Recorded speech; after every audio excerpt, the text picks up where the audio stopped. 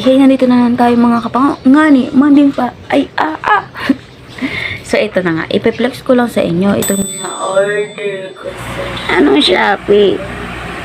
TikTok yan, te. Nakalimutan mo na. Bubuhay natin. Titingnan natin kung gaano ba ito kaganda. Kung worth it ba yung binayad natin dito. Ay, nahulog. Worth it ba yung binayad natin dito, no? Baka naman binudo lang tayo, eh. So, tatry natin. So, kailangan natin madaliin kasi meron pa tayong pupuntahan, maliligo pa tayo at mapasok pa. May inihanda ako dito na headline kasi magbabalita ako. Kunwari kaya nga ako bumili nito kaya para kapag ako'y nagbalita sa project namin, medyo malakas naman yung boses ko. At kapag nag-report ako, may boses akong magagamit. Aba naman. Oh, ngani. Ay, game. Ito ay gawa-gawa ko lamang. Katang isip lang, walang katotohanan. Kaya kung ito ay may kahawig sa tunay na pangyayari, ay ito'y hindi sinasadya at nagkataon lamang. Game. Lalaking ng boso, kinuyog. Hindi natatapos ang ating nagbabagang tsikahan. Lalaking kinuyog ng mga tao matapos mahuli na ng boboso sa banyo ng kapitbahay. Ibabalita, kapango. So ako yan. Okay na.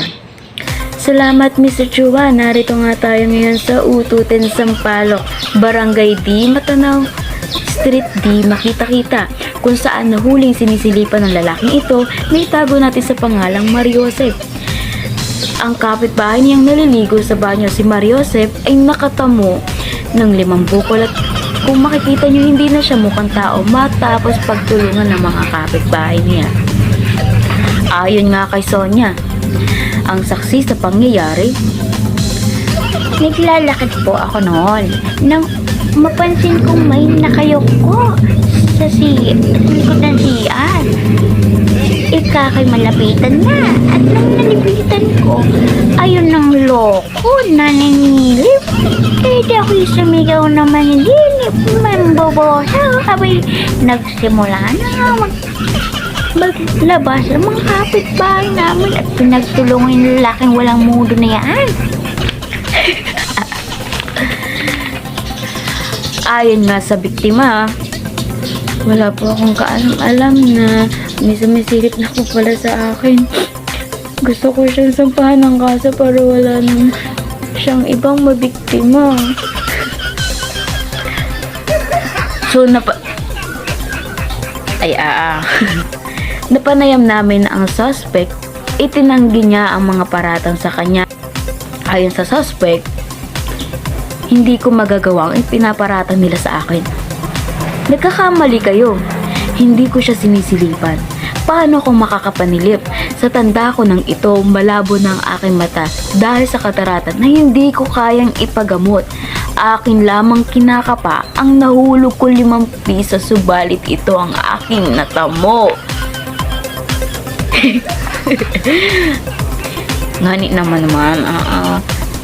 Gayunpaman na ayon naman sa pulis, maaari pa rin itong makatanggap ng kaparusahan under anti-bastos law kapag napatunayan na totoo ang mga paratang sa kanya.